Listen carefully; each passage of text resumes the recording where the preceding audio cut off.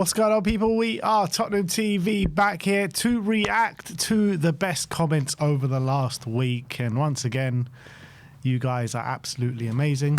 I don't know if I'll be saying that at the end of the episode, but let's get into it. Yeah, a lot to go over. Sonny's return, high ticket prices, a lot of topics to discuss. But first up, we are looking at Arik Denim 5636. He says, I flew from the US to attend both the Brentford and Slavia matches. I hear people always saying how the atmosphere is missing at Tottenham, and it was jarring to witness it firsthand. Crickets. Also, why is the drummer and the rest of the fans who sing sat so far up the stand? They should be more central. So that is a fan from the US, not happy with witnessing the atmosphere firsthand. I think that's a point. In terms of the drummer, that's been made a few times. I don't know why he's stuck in the gods pretty much right at the top of the south stand. He's stuck in the gods because when they got him in the first place, you know, there was not enough room to put a whole section bang in the middle of it because everyone got season tickets there.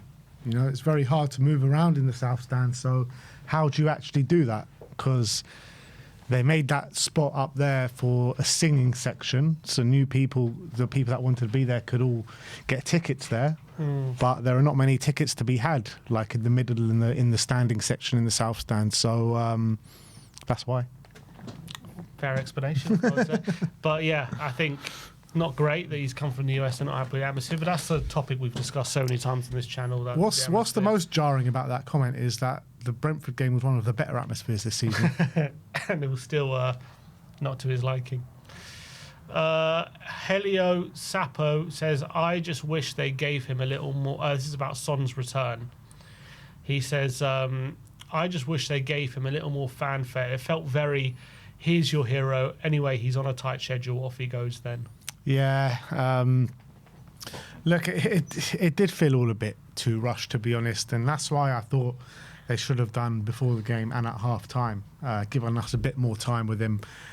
Before the game, you know, it was all very well and good, him saying what he needs to say to Spurs fans, but it would have been nice to see a bit more, to be honest. Yeah, that's what I was saying, or even as just a tifo or something more special. Like, I remember, I know it's going back a while, but I remember, like, when we signed Herodio Gomez, seeing his goodbye from the PSV fans, they had like a massive tifo of two massive gloves, and like he was like an absolute hero there. And I'm sure, I'd like to think that Sonny's a bigger hero for Tottenham than like Gomez was for PSV. And it's just a shame we couldn't do something a bit extra special than just having him there. But look, it was great to see him there, and it was something that needed to happen. But I just wish, I don't know, I guess he had a mural, which is obviously special, but yeah, I just wish, I think there was something a bit lacking from it. Yeah, the mural, though, like, that's something for life. That's not like there as part of the thing to say goodbye to him. Obviously, it was very nice to unveil it that day. But no, a tifo definitely should have been done, 100%. There should have been a lot more. But look, it is what it is. What can we do? I still think, like, as goodbyes go at Tottenham, that's probably the best one that we've had. Yeah. Mohammed Kemiri 4394 says, Xavi Simons is going against his former opponents in Dortmund and Frankfurt. This is going to be a big advantage to him. Come on, you Spurs. Which is true, but then again, they're going to know a lot more about him as well because they faced him plenty of times. So I think it can work both ways. Hopefully, Xavi's experience in the Bundesliga stands him in good stead. I think if they play like they do in Bundesliga, leaving that bit more space, I think Xavi should be able to thrive under that. Kalu 8652 says, joking aside, Tell's ceiling is higher than Semenyo. The narrative's already been spun. Now we've been rejected by Semenyo. We don't need him. Tell's ceiling's higher. Well, if I would have asked you 2 years ago, probably would have said Tell's ceiling's higher than Semenyo. Probably right about that. So, look, there is a case to say the ceiling of Tell is higher than Semenyo. Where was Semenyo at 20? You know, I remember having a lot of conversations last summer about Semenyo, and there are a lot of fans that weren't convinced about bringing him to Tottenham. Obviously, he's had an unbelievable start to this season, so that kind of storyline and people's opinions have changed on that. But, yeah, look, if you go on, like, what your opinion was 2 years ago, then that could be true. But look, I still think Tell's ceiling is incredibly high, and potentially it could be higher than Semenyo's. Yeah, it very well could be. Yeah, I think, look, where was Semenyo at 20? Probably not where Tell is, but I think you have to say, since Tell's come to the club, Obviously, a lot of people have been unconvinced, but I think recently he's looked a lot sharper, and hopefully he starts getting more opportunities and starts to grab it. I really believe in his talent. Obviously, we saw when he was a younger kid at Bayern getting those cameos and what he was able to produce. We're hoping more minutes, more chances at Tottenham, but he hasn't really had as many chances maybe as he could have, or in great situations since he's come here to Spurs. Obviously, he was probably sold a project. You'll come here, you'll get all, you're going to get more chances than you did at Bayern. Hasn't really turned out like that too much, but hopefully it starts to happen now. He's back in the Champions League squad and he's starting to look a bit better. Yeah, look, at the end of the day, right, you need to deserve the chances that you get. Even if you're coming to a new club and you're sold this dream, you need to perform when you get the opportunities. And last season, I don't think he did that. This season, it's been better, in my opinion, in the cameos that he has been getting. And I think now he is deserving of the chances. Last year, I don't think it was the same. Yeah, he's still so young though, 20 years of age. He's got so much football ahead of him. Yeah. Mar76K says Van de Ven is 2 years into a 6-year contract. When his contract ends, he'll be 28. There's nothing to worry about. Well, look, there's nothing to worry about right now in the very near future, but it is something to think about, because if he is refusing to sign that contract, then as the years progress, then we're going to have to think about what the realistic solution should be. Do we let him run down his maybe he wants to run down his contract and go for a free, but I'm guessing the club and probably Spurs fans don't want to do that, because we want to be able to sign an adequate replacement for him. Yeah, but I think it's fair. Like, he's going to have 3 years by the end of this year, and we'll address it when we need to address it. It's not something that we have to rush any decision making on. Yeah, like I said, right now in the near future, there's nothing to worry about. But as the years progress, there will be. Yeah, that's with every player. Yeah, but Van de Ven is like one of the best defenders in Europe, so it's like it's more worrying thinking about him potentially leaving the club than most. No need to worry about it. No, don't even worry about worrying. Don't worrying about it. I'm always worrying about something. Thomas ZS5WT says Bissouma signs a new contract and Van de Ven doesn't. Ugh, this club. Tell me about it. Tell me about it. This club. Yeah, on the face of it, I can understand that's a bad look. But look, at the end of the day, if they do get any money for Bissouma, then it doesn't really matter if he signs a contract or not. It's a big if. Might be, but that, as long as it doesn't affect our transfer budget, doesn't mean much. Yeah, in my opinion, just get these poisonous people out of the club as soon as possible. We don't need to sign him down to a new contract. I think we've done this before, and I can't remember which player it was. It wasn't Ben Davis. There's been players like that not that maybe signed a contract. We just hold on to in case. We've done with goalkeepers. In case we get a bit of money for them, it's just like, how many years do we have to sell it to be trying to sell him to keep clinging on to this hope that we're going to sell him? Just get rid. JOak8436 says, I was motivated to go to the game when I heard Sonny was coming back, but £80 and travel expenses for Slavia Prague, I'm good, thanks.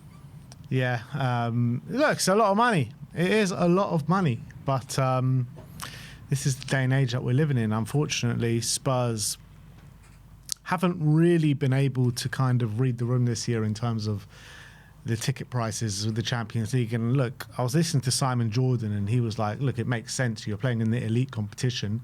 You're going to be playing elite prices. But I don't agree with him, because, yeah, we might be playing in the elite competition, but we're not playing the elite opposition.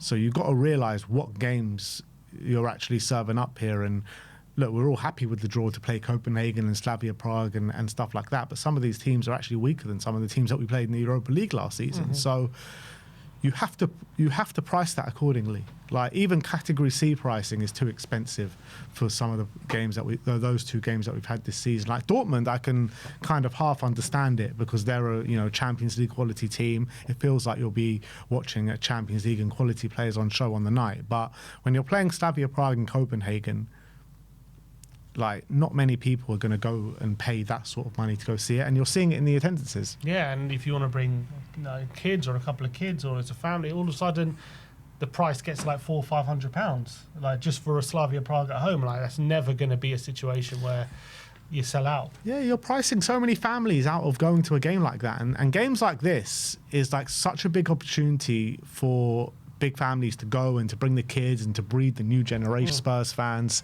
And yeah, it's just not being able to happen because the pricing is just too high. And last one, Edward 5013 says, many people have stopped attending football games not due to not supporting their club, it's due to their financial cost. For the last 2 years, I couldn't even afford to buy a genuine Tottenham shirt. There is too much greed in football as a whole, and the average fan can barely afford it. Yeah, it's mad. It's mad. You want to buy a Spurs shirt now, you're paying like, best part of £100, even over £100. You wanna go to the football, take your kid, take your 2 kids. You know, tickets are going to cost you the best part of like £200, maybe even more. You know, you want to go get them a bit of food in the stadium, get yourself a pint or whatever. Like, it's just turning out to like be a £500 day or something crazy like that. It's like just to go to the afternoon to the football. Like, it's ridiculous, man. It is really ridiculous, and they need to focus more on the fan. You look at how they do it in Germany, man. Like, tickets are cheap. Not only are tickets cheap, but your ticket is your train ticket to the game as well.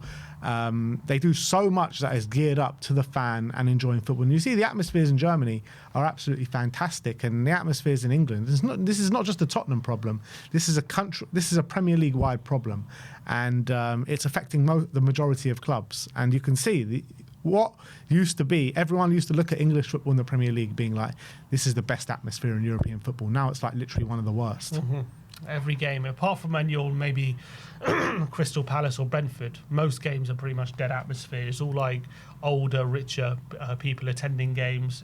It doesn't really make for a great spectacle sometimes. And yeah, when the game gets good, the crowd can get loud. But apart from that, it's just you see the Slavia fans 3-0 down. They're singing at the top of their lungs. They're going all out for their club. We've been away at Germany. You've seen throughout the whole 90 minutes, regardless how the game's going. You know, you hear the fans continue to support their team. But unfortunately, we've been around the grounds of the Premier League now for long enough to know it's just not the case in England anymore. Yeah, and it's sad. Exactly. And like when I first started going to football a long time ago, atmosphere, like I remember Spurs, you know, just singing for 90 minutes at the old White Hart Lane, and then I did feel like as soon as the expectations came under like Harry Redknapp, that's when I first noticed like the decline in atmosphere at White Hart Lane. It came back last season of Pochettino, but that was a special year. That was like kind of one-off year, but it has been declining since then quite rapidly, and now we're at an all-time low. Those first 10 games of Ange, though, the atmosphere those times were booming. It was like a nightclub in the stadium. Hopefully one day we'll get back to that. One day. Can't really see it happening under Frank, though, to be honest. Imagine Frank going, we're going to turn into a nightclub, mate. Can't see it. But yeah, that's it. That's all the comments. Yeah. All right, well, that is us reacting to your comments. Leave your comments in the comment section below and we'll react to them next week. But thank you, everyone, for joining us today. Like, subscribe and comment. And as always, come on, Spurs.